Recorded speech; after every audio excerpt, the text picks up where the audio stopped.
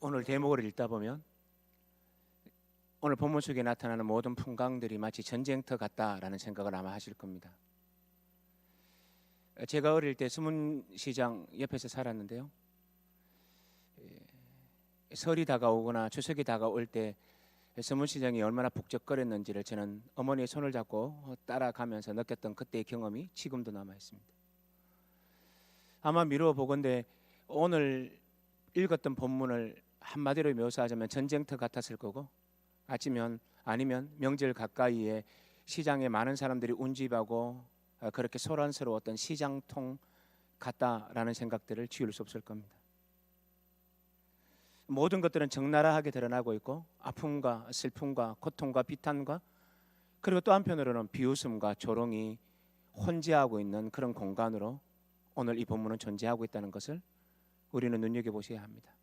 죽이는 자들이 있는가 하면 죽으시는 자가 있습니다. 비난한 자들이 있는가 하면 가슴을 치며 우는 자들이 또 나타나고 있습니다. 그래서 이 짧은 이 본문 속에는 얼마나 많은 사람들의 군상들이 스쳐 지나가는지 모릅니다. 예를 들면 오늘 본문 속에 나타난 등장인물들을 생각해 보십시오. 구레네 시몬, 가슴을 치며 울고 있는 여인들, 비방하는 무리들, 팔짱 끼고 그냥 구경하며 묵묵히 침묵하는 비겁한 다수들, 그리고 또한 실죽거리며 희죽거리며 예수님의 죽음을 기뻐하고 박수치는 사람들, 그리고 또한 예수님을 그렇게 희롱하고 있는 군인들, 그뿐만 아니라 예수님 옆에 같이 신음당하고 있는 두 강도들. 오늘 이 짧은 본문 속에는 이렇게 많은 사람들이 서로 얽히고 설키고, 그래서 이 장소는 마치 전쟁터 같은, 북새통 같은, 시장 같은 느낌을 지울 수 없다는 것을 우리는 알게 됩니다. 이런 본문을 어떻게 다룰 수 있을까요? 이 짧은 새벽 시간에 말입니다. 여기는 긍정과 부정과 오늘 굉장히 많이 교차하고 있는데, 그런데 유독 한 사람, 딱 한 사람, 긍정적인 사람으로 출발한 것도 아니고, 그렇다고 부정적인 사람으로 출발한 것도 아니고, 그냥 이 북새통 같은, 시장 같은 이 전쟁터 속에 우연히 들어와 있다가 자신의 운명이 바뀌어버린 한 사람을 보는 게 훨씬 좋을 것 같습니다. 공격하고 비난하는 자 말고, 또 우리가 늘 주목하고 있는 죽임을 당하시는 자, 가슴을 아픈 여인 말고요. 그냥 우연히 이 자리에 있다가 자신도 모르는 사이에 역사의 수레바퀴, 아니 인류의 구원의 수레바퀴 속에 기어 들어온 사람, 그 사람이 누군지 알죠? 오늘 본문 속에 누군가요? 구레네 시몬입니다. 이 사람을 우리는 말할 때 전형적으로 이렇게 말하죠. 억지로 진 십자가에서 은혜를 누렸던 사람의 전형. 그가 누구라고요? 구레네 시몬입니다. 오늘 누가복음에서는 아주 간단하게 처리를 하고 있더라고요. 그들이 예수를 끌고 갈 때에 시몬이라는 구레네 사람이 시골에서 오는 것을 붙들어 그에게 십자가를 지워 예수를 따르게 하더라라고 얘기합니다. 시골에서 오는 어떤 구레네 시몬을 붙잡아서 이것을 지게 했다라고 이 얘기를 하고 있는 거지요. 이 말이 참 재밌지 않습니까? 시골에서 오는 어떤 한 사람을 붙잡아서 십자가를 지웠다. 먼저 이것도 설명하는 게 좋을 것 같네요. 어떻게 그냥 이 자리에 지나가고 있는 사람에게 십자가를 짊어지게 할 수 있나요? 여러분, 그 당시에 이것은 로마의 징용법에 그런 법이 있었기 때문입니다. 어떤 사람이 지고 갑니다. 그런데 로마인들이 그곳에 있는 사람들을 잠깐 필요로 하거나 힘이 필요로 할 때 어떻게 하느냐면 그 사람 옆에 다가갑니다. 그리고 그 사람을 세웁니다. 그리고 로마 군인들이 가지고 있는 창끝 그 부분을 가지고 그 사람의 어깨를 톡톡 칩니다. 그리고 톡톡 치면서 이렇게 말합니다. 당신 저것을 좀 가지고 와야겠는데? 라고 부르기만 하면 어느 누구나 따라가야 합니다. 물론 그 거리는 정해져 있습니다. 심리, 요즘 말로 하면 한 4km 정도밖에는 되지 않습니다. 거기까지는 무조건 징용할 수 있었기 때문입니다. 그러니 빌라도의 법정에서 골고다 언덕까지는 여러분 갔다 오신 분이 있을 것인데요, 우리가 추론하건대 그것은 4km를 전혀 넘지 않습니다. 그러니까 그 징용법에 완전히 걸릴 수 있죠. 그래서 구레네 시몬을 붙잡았던 겁니다. 그런데 문제가 있어요. 이 구레네 시몬이라는 이 단어가 어떤 단어인 줄 아십니까? 구레네라는 이 단어는요, 무엇을 말하느냐 하면 어떤 한 도시의 이름, 어떤 마을의 이름으로 해석하게 될 때 이 장소가 어디냐? 아프리카 있죠. 아프리카, 북아프리카에 있는 장소예요. 거기에는 유대인들이 꽤 많이 살았던 장소로 알려지고 있습니다. 그렇다면 만약에 구레네 시몬이 장소로 해석하고 이 구레네에서 온 사람이 맞다면, 주석가들은 대부분 이렇게 해석하죠. 맞다면 이 말은 뭘 의미할까요? 이런 고대 사이에서는, 이 건동 사이에서는요, 자기의 일평생 소망이 하나 있어요. 소망. 자나깨나 일평생 소망. 그게 뭘까요? 하나님의 도성인 예루살렘에 가보는 거. 누구나 갈 수는 없었거든요. 가려고 하면 가는 길, 오는 길, 그리고 그 참석해서 예배 드리는 일, 모든 일을 다 따지면 어느 사람에 매여 있거나 어떤 가정에 매여 있거나 하는 사람은 가기가 쉽지가 않습니다. 그래서 가고자 한다면 어떻게 할까요? 일평생 돈을 모아요. 일평생 기회를 맛봐요. 그리고 일평생 그 일을 하기 위해서 사람들에게 사정을 봅니다. 이것을 대신 좀 부탁한다고 맡기기도 합니다. 그리고 나서 일평생에 딱 한 번 어떻게 해요? 예루살렘을 향하여 그는 순례의 길을 오르게 되는 거죠. 한번 생각해 보십시오. 구레네 시몬이 언제요? 6월절에 예루살렘에 도달했네요. 그래서 시골에서 온 사람이에요. 그래서 이것이 와서 이야, 이제 하나님의 성전에 왔구나, 하나님께 예배하겠구나, 찬란한 성전을 보겠구나, 하나님의 임재 안에 들어갔겠구나. 기분이 어땠을까요? 가슴이 뛰는 거예요. 저도 늘 글로만 읽다가 책으로만 읽다가 매일 책으로만 읽어야 되니까 갈 수가 없었으니까. 근데 서울에서 목회하고 있을 때 그 교회에서는 그런 기회들을 주셨거든요. 부목사님들한테 전부 다 그런 기회를 주셨거든요. 그래서 이제 그게 간 기회가 됐었어요. 여러분, 제가 감람산에서 제일 처음으로 감람산에서 예루살렘을 볼 때 어땠는지 아세요? 웃으시면 안 돼요. 아니, 웃을 생각도 없으시지. 하여튼 웃으시면 안 돼요. 제가 감람산에서 어떻게 했는지 아십니까? 그거 보고 울었다니까요. 감동이 와서. 나도 이 감람산에서 예루살렘 보는구나. 특별히 제가 책을 통해서 많은 걸 알고 있었으니까 여기일쯤으로 아마 예수님이 어린 나귀 새끼를 타고 갔겠구나. 저 산등성이를 넘어와서 건너오셨겠구나. 그게 눈에 더 들어오잖아요. 그러면서 예수님이 어린 나귀 새끼를 타고 내려가는 그 길이 한눈에 보이고, 그리고 예수님이 순환받았던 예루살렘 성이 제 앞에 눈앞에 탁 펼쳐지는데요, 가슴이 막 터질 것 같더라고요. 처음에 갔을 때요. 거기서 울었어요. 여러분, 제가 이 정도라면 구레네는 어땠을 것 같아요? 일평생 학수고대 하면서 기다려서 왔던 그 구레네 시몬 말입니다. 그런데 어떤 일이 발생해요? 이렇게 감격을 가지고 왔고 영광의 은혜에 하나님의 임재에 하나님을 만나는 일평생의 꿈을 가지고 왔어요. 그 사람이 누구라고요? 구레네 시몬이에요. 그런데요, 이렇게 멋진 꿈을 가지고 왔는데, 그런데 어떤 일이 났다고요? 구레네 시몬한테 로마 군인이 찾아옵니다. 그리고는 어깨를 톡 칩니다. 그리고 이렇게 말하기를, 네가 대신 이 십자가를 지렴. 이 청천벽력이 무슨 청천벽력입니까? 나는 은혜를 누리고자 일평생 돈을 아끼고 왔는데, 나는 일평생 모든 기회를 여기에 생명 걸고 왔는데, 하나님의 은혜를 누리고 왔는데, 그런데 내가 여기에 와서 해야 할 첫 번째 일이 뭐라고요? 저 주의 십자가 내가 져야 한다니. 여러분, 지금 우리가 생각하는 십자가는 이중적으로 생각하죠. 우리 성도님들의 마음속에 십자가 하면 두 가지예요. 하나는 십자가 하면 구원의 십자가. 그래서 십자가 이 목걸이를 하면서 십자가를 되게 아름답게 생각하죠. 맞아요. 십자가는 아름다워요. 왜요? 십자가는 구원이니까요. 그래서 바울의 신학의 가장 중요한 골수 중에 하나가 뭐라고요? 십자가 신학이라고 몇 주 전에 말씀을 드렸죠. 그러니까 우리는 십자가를 그렇게 생각할 수 있어요. 그러나 바울의 십자가 신학마저도 이건 십자가가 그런 십자가만은 아니에요. 우리의 구원의 십자가지만 동시에 뭐예요? 수치의 십자가고 능력의 십자가라는 건 사도 바울도 알고 있어요. 그래서 십자가는 뭡니까? 섬김의 십자가, 고난의 십자가, 헌신의 십자가라고 얘기하고 있거든요. 그러니까 십자가의 또 다른 한 가지 이면은 뭡니까? 영광의 십자가, 구원의 십자가지만 동시에 뭐예요? 수치의, 죽음의, 두려움의, 공포의, 사실은 우리가 지지 말아야 하고 우리의 일생에서는 상관하지 말아야 하는 형털이었었어요. 그 당시에 사람들은요, 십자가라는 말을 입에서 꺼내지도 않아요. 길을 가다가 십자가 지는 사람을 봤다 하면 하루 종일 재수가 없는 겁니다. 그게 십자가입니다.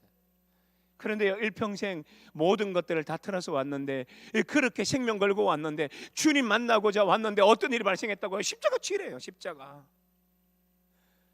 이것처럼 저주스러운 날이 어디 있습니까? 야, 이것처럼 말도 안 되는 얘기가 어디 있습니까? 하나님 만나러 왔는데, 은혜 받으러 왔는데 십자가 치라뇨. 이 저주의 십자가 치라뇨. 이거 말도 안 되는 이야기라고 생각이 되었겠죠. 우리도 인생을 살다 보면 그럴 때가 있지 않습니까? 내가 기대하고 내가 학수고대하고 나에게 이런 일이 일어날 거라고 굳게 믿었는데, 그런데 그런 일들이 펼쳐지기는커녕 힘겹고 어렵고 고난의 삶만 몰려오는 일대가 없나요? 기쁜 마음으로 나라와 영광을 위하여, 교회를 위하여 섬기기 위하여, 어떤 공동체를 섬기기 위해서 우리의 인생과 삶과 젊음과 재정들을 다 바쳤지만 돌아오는 것은, 예를 들면 예수쟁이, 이제 별 볼 일 없는 사람이라는 얘기를 들을 때 어떨까요? 억장이 무너지지 않을까요? 우리가 기대했던 그 기대와 다르게 모든 인생들이 펼쳐지는 것처럼 느껴질 때 우리는 절망이 깊지 않을까요? 그런데 여러분, 오늘 우리가 누가복음에서는 시골에서 온 사람들에게 억지로 구레네 시몬에게 십자가를 지웠다라고 말하는데, 이 대목을 그대로 사용하긴 하지만 마가는요, 여기에 한 단어들을 좀 더 붙여요. 마가는 어떤 말을 붙이느냐 하면 이렇게 얘기합니다. 알렉산더와 루포의 아버지 구레네 시몬, 이렇게 표현합니다. 여러분, 마가에서는 왜 알렉산더와 루포의 아버지라는 단어를 붙였을까요? 이유가 뭘 것 같습니까? 여러분, 성경에서는 어떤 사람을 묘사할 때 이 사람이 누구의 아버지다 혹은 누구의 아들이다라고 말할 때, 누구의 아들이라고 말할 때는 구약 성경에서는 족보를 따라오는 내용이긴 하지만, 신약에서 이 사람이 누구의 아버지다라는 말을 붙일 때는 이 말은 뭘 말해주느냐 하면, 누구의 아버지 했을 때 누구라는 이 단어가요, 그 당시에는 초대교회의 유명한 사람들, 그러니까 모든 사람에게 알려진 사람들이라는 겁니다. 최근에 TV 방송국에서 음악과 관련된 경연 프로그램이 있었어요. 처음에는 예선전 할 때는 좀 떨어지기도 하고 인기가 없었던 어떤 한 아이가 있었는데, 그런데 이 아이가 마지막에는 그 대상을 차지하게 됐었어요. 그런데 그 중간쯤에 어떤 일이 발생했느냐 하면, 그 아들이 누구냐 말하는 게 참 예쁘다, 누구냐, 어떻게 저렇게 말을 예쁘게 할까, 누구냐 하고 했는데요, 요즘 뭐 인터넷에 사람들이 많이 보잖아요. 그러면서 알려진 게 뭐냐 하면, 서울에 있는 이재철 목사의 아들이다라는 소문이 들렸어요. 그 다음부터는 그 청년이 유명한 이제 가수로 데뷔하고 있는 과정인데도 불구하고 사람들이 그 사람을 뭐라 그러냐면 누구의 아들, 이렇게 얘기합니다. 그 누구는 누굴까요? 유명한 사람이라는 얘기입니다. 제가 여기까지 설명하지 않아도 될 뻔했네요.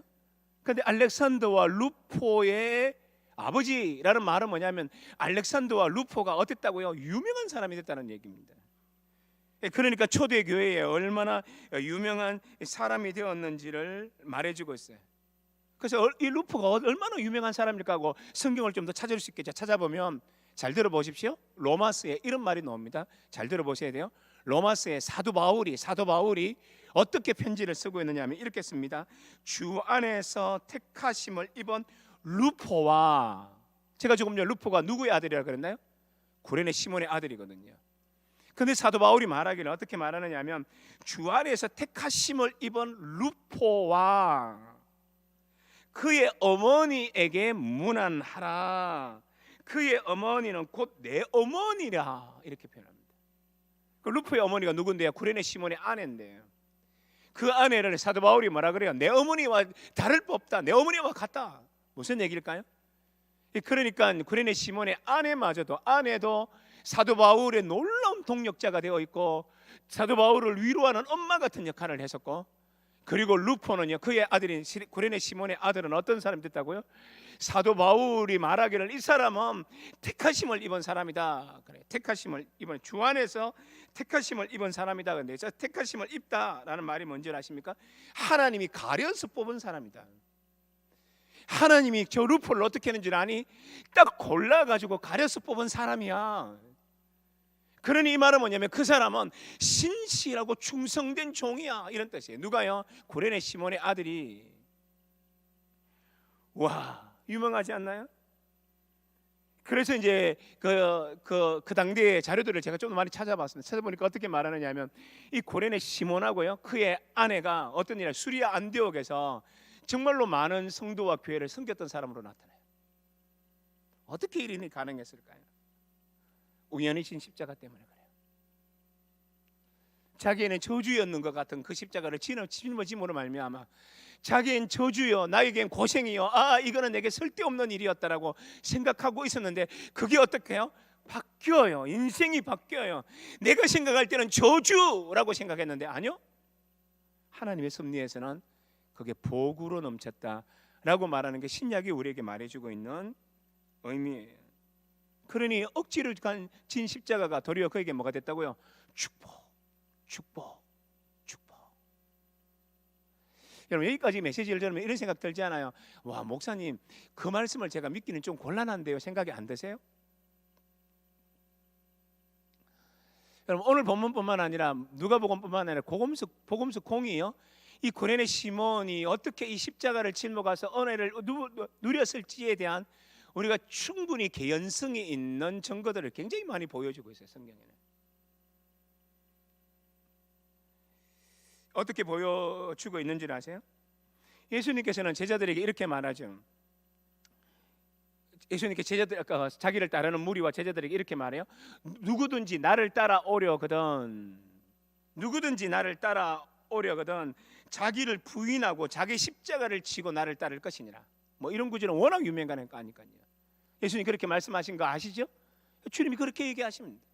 그 누구든지 나를 따라오려거든 자기를 부인하고 자기 십자가를 지고 따라오라 그래. 지고.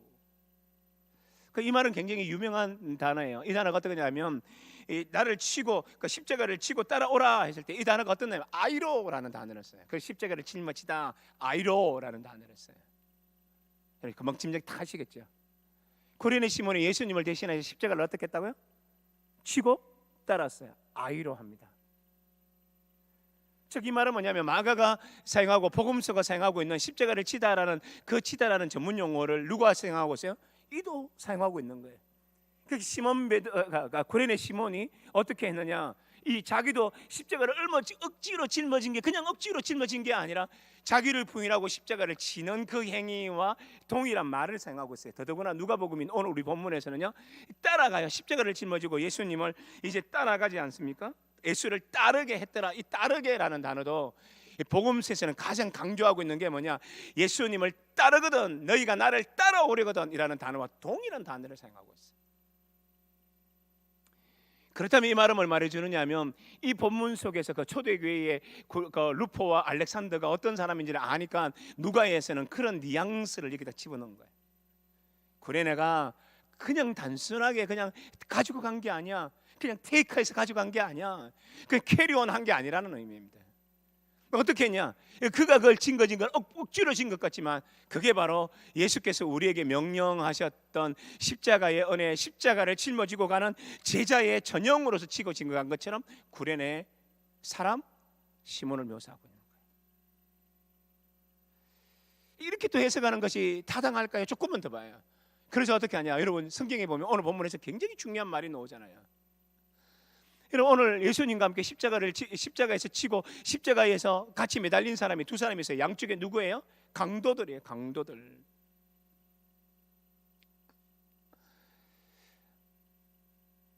자료에 의하면 이 두 사람의 이름도 좀 나타나요. 하나는 뭐냐? 다이스마스, 하나는 가이스마스. 이름이 쉬워서 제가 자료가 없는데도 지금 외우고 있는 거거든요. 가이스마스, 다이스마스.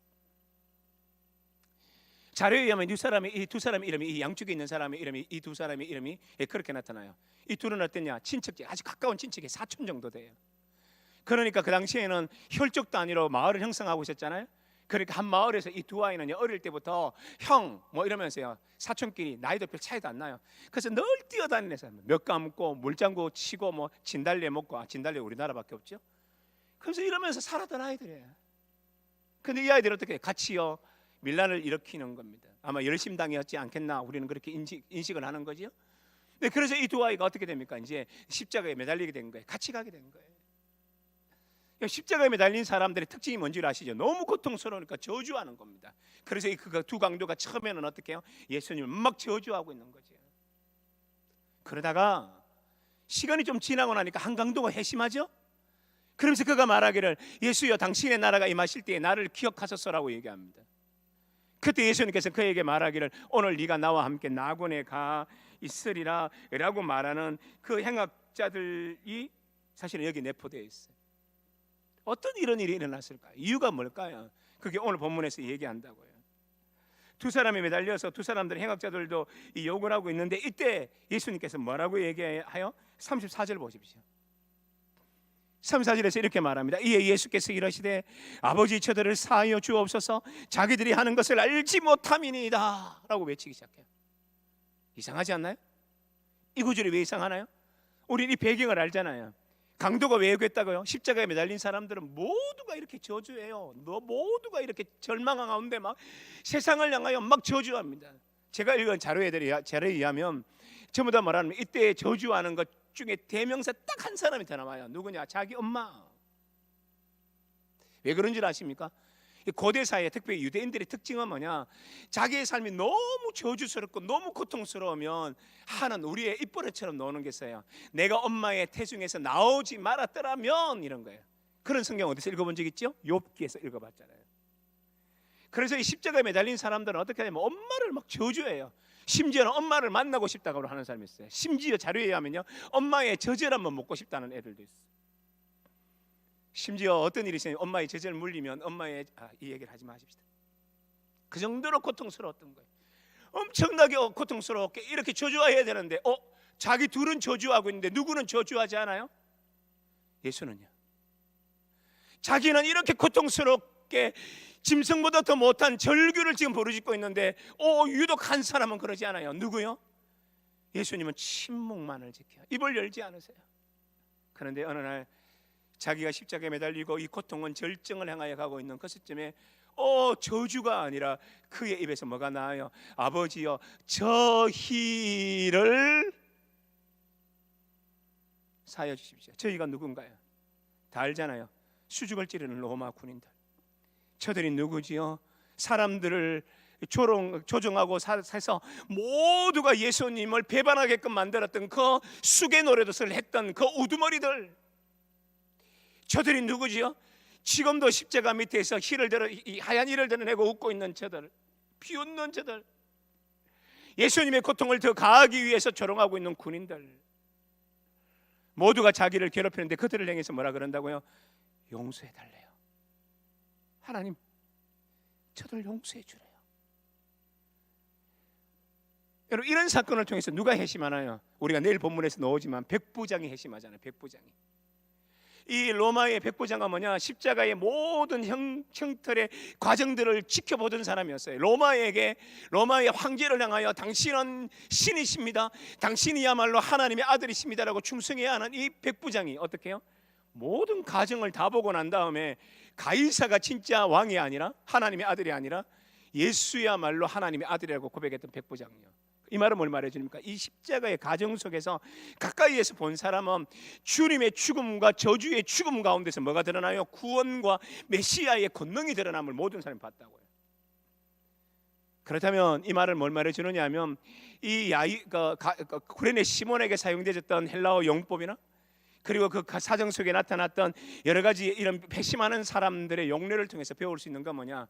시몬이 바로 그들이 느꼈던 것들과 동일한 과정 속에 속해 있었다는 거예요. 그리고 그의 아들과 아내마저 예수 그리스도를 믿게 됐다는 말의 의미는 바로 이곳에서 은혜를 누리게 됐다는 것들에 대한 개연성뿐만 아니라 성경이 그렇게 우리들로 해석하게끔 만드는 장치들이 너무 많다는 거예요. 그렇다면 이 말은 무엇을 우리에게 말해주나요? 억지로 진 십자가를 통해서 뭘 누려요? 은혜를 누려요. 멋지지 않나요? 여러분, 때때로 우리가 고난주간 새벽 기도를 하면 한 금요일 아침쯤 되면 몸이 막 지치지 않나요? 막 지치지 않나요? 저는 이번 주간에 일들이 좀 굉장히 많이 있었습니다. 그래서 이곳저곳 많이 뛰어다니다 보고 또 새벽마다 또 그 잠도 자지 못하고 밤마다 밤새워가면서 또 말씀을 준비하고 하면 금요일 되면 요 혀가 막 튀어 올라오거든요. 안쪽에서. 저는 표시가 잘 안 나요. 혀에서 표시가 나요. 그렇게 여러분 피곤하지 않나요? 저는 이제 목사라서 설교하기 위해서 나왔는데 저는 당연히 나와야 되지만 여러분은 어떠세요? 오늘 아침에 일어났을 때 몸에 막 혀에서 막 그게 막 돋고 아니면 몸에 다른 이상이 생기는데도 그래도 가야지 하고 일어나지 않았나요? 고난주간인데 하고 일어나지 않았나요? 저는 그렇게 생각해요. 만약에 그런 분이라고 할지라도 나오셨잖아요. 왜요? 이 날이 소중한 걸 알았기에. 고난 중간에 동참한다는 것이 얼마나 소중한 줄 알았기에 여러분 놓으시지 않았나요? 그럼 나는 오늘 이 말씀에 비춰서 여러분이 이렇게 말씀드릴 수 있을 것 같아요. 하나님이 여러분을 빈손으로 돌려보내지 않을 거예요. 구레네 시몬에게 주셨던 은혜들을 여러분에게 주실 거예요. 이게 하나님의 역전성 아닐까요? 이게 억지로 지고 달려왔던 그에게 베풀어 주셨던 하나님의 놀라운 은혜 아닌가요? 여러분, 이 전쟁터 속에서도 뭐가 피어요? 은혜의 구원의 꽃들은 필 수밖에 없어요. 마찬가지입니다. 여러분, 우리가 하나님의 나라를 위해서 분투하고 달려가고 힘껏 달려가고 주위에서 열심으로 달려갈 때, 때로는 사람이 인정해 주지 못하고 남들이 비난한다고 할지라도 여러분의 동기와 여러분의 마음이 하나님을 향하고 또 그 마음뿐만 아니라 그 방식이 하나님의 뜻과 지혜 가운데 달려가고 있다면, 말씀의 원리 가운데 달려가고 있다면 기대하셔도 좋습니다. 지금은 비록 힘들다 할지라도, 지금은 비록 눈물의 골짜기를 간다고 할지라도 하나님이 마지막 날이든지 어떤 날에 우리에게 좋은 것을 주실 것임이 틀림이 없다는 것을 말입니다. 말씀을 이렇게 맺을까요? 오늘 군상들이 너무 많이 나왔는데 저는 구레네 시몬에 대해서만 말씀을 드렸어요. 그런데 마지막 1, 2분 정도 한 분에게는 또 초점을 맞춰야죠. 누군가요? 예수 그리스도. 주님의 몸은 지금 얼마나 찢어졌습니까? 제가 누누이 말씀드렸는데 이번에도 또 설명하지 않고 지나갔는데, 복음서를 천천히 살펴보면요, 예수님은 채찍을 2번 맞아요. 한 번이 아니라 2번 맞아요. 저와 똑같은 괴를 형성하고 있는 신학자들이 꽤 많습니다. 예수님은 십자가에 매달리기 전에 채찍을 2번 맞았다라고 우리는 보통 얘기합니다. 제가 누누이 말씀드리는 것처럼 나중에 기회 되면 성경을 통해서 한 번 더 설명을 드릴게요. 멜 깁슨이 했던 The Passion of the Christ에서도 예수님 채찍 막는 장면 나오잖아요. 혹시 뭐 그것을 DVD로 가지고 있거나 또 아니면 지금 뭐 요즘 워낙 집에서 볼 수 있는 그 인터넷 서비스로 나오는 것들을 볼 수 있을 것 같으니까 만약에 한번 보십시오. 오늘 같은 날은 그 여는 영화를 한 번 더 보시는 게 좋아요. 보면 채찍을 맞는데 한번 음량이 있으니까 한번 헤아려 보십시오. 39대를 훨씬 넘어갑니다. 그 이유는 뭐냐면 멜 깁슨이 고정을 했다는 말이에요. 예수님의 채찍을 2번 맞으셨다. 그러니 십자가를 짊어지고 할 때 온몸이 얼마나 찢어졌겠습니까? 살갗은 얼마나 떨어져 나갔겠습니까? 피는 얼마나 흘렸겠습니까? 대성 집에서 행했던 그 걸린치로 인해서 얼굴과 피는 얼마나 흘렸겠습니까? 얼마나 고됐겠습니까? 그런데 오늘 본문 보십시오. 주님은 자신의 몸이 무너지고 꺾여지고 고통은 채 크게 달했는데도 불구하고 예수님은 뭐 하시는가요?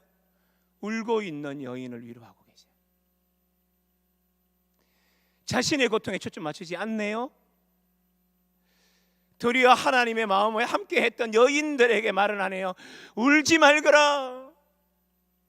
도리어 나를 위해서 기도하지 말고 이 나라를 위해서 기도하라. 이 민족을 위해서 기도하라. 힘든 이들을 위해서 기도하라. 아픈 이들을 위해서 기도하라. 그렇죠?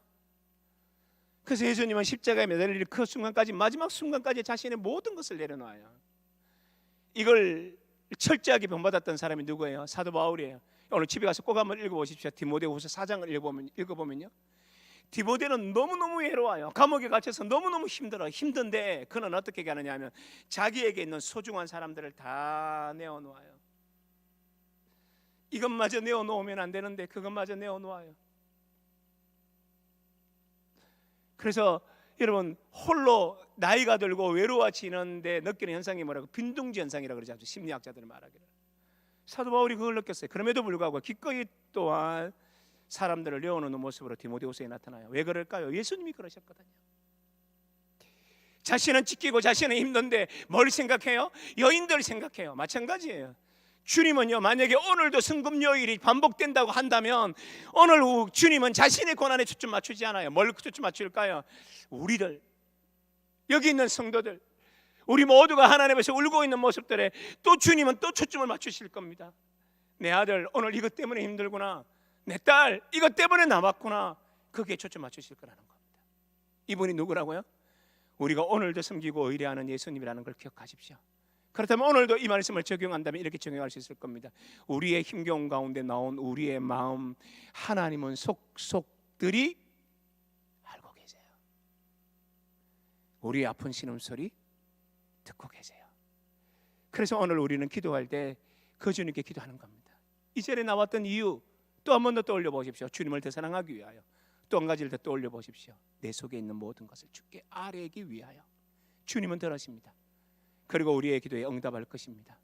하나님의 선하심을 늘 붙들고 살아가기를 우리 주 예수 그리스도의 이름으로 여러분 모두를 축복합니다.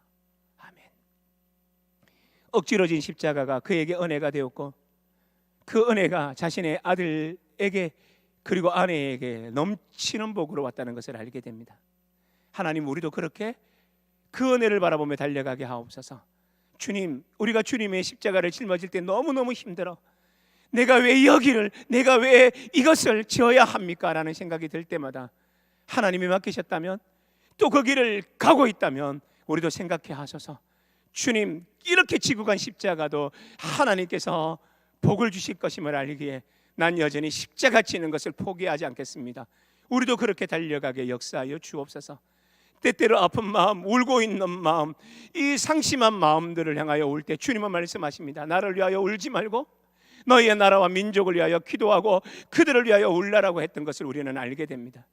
우리의 상한 마음, 우리의 상한 심령, 우리에게 불리한 것이 진짜로 무엇인지를 아시는 주님이 우리에게 있다는 것을 알고 우리도 우리의 속마음을 주님 앞에 울게 될 때 주님은 우리의 눈물을 보신다는 것을 우리가 알게 하여 주셔서 언제나 주님 앞에 기도하고 주님만 붙잡고 달려가는 우리가 되게 하여 주옵소서. 특별히 오늘은 성금요일이라는 그 하나의 특수한 날을 기념하기도 하는 날이기도 하는데 오늘 이 하루 주님의 십자가를 더 묵상하게 하시고 주님을 더 깊이 사랑하는 하루가 되도록 역사하여 주셔서 우리가 오늘도 주님을 더 깊이 만나게 하여 주시고 오늘 밤에 있을 심야기도회를 통하여 주님의 죽으심을 묵상하고 또 내일 아침 고난주간의 마지막 새벽기도회까지 함께 동참함으로 말미암아 주님의 은혜를 끝까지 묵상하는 우리들이 되게 역사하여 주셔서 이를 통하여 하나님의 은혜를 더 누리게 역사하여 주옵소서.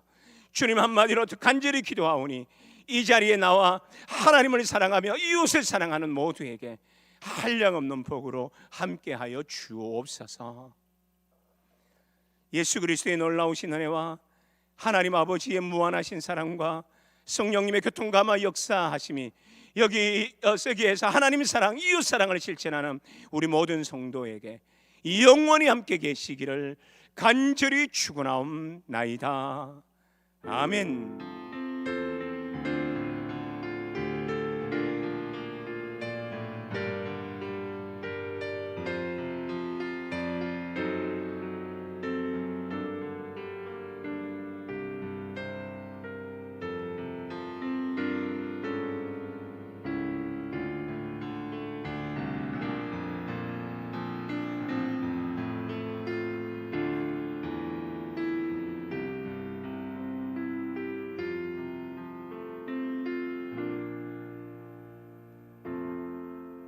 같이 공동의 기도 제목을 같이 읽습니다.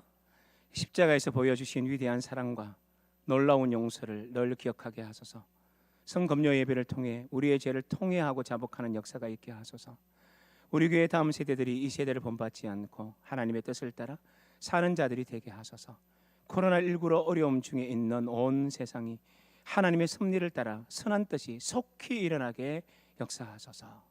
이 기도 제목을 놓고 기도하시고 또 자유롭게 기도하시다가 집으로 들어가시면 되겠습니다. 기도하시겠습니다.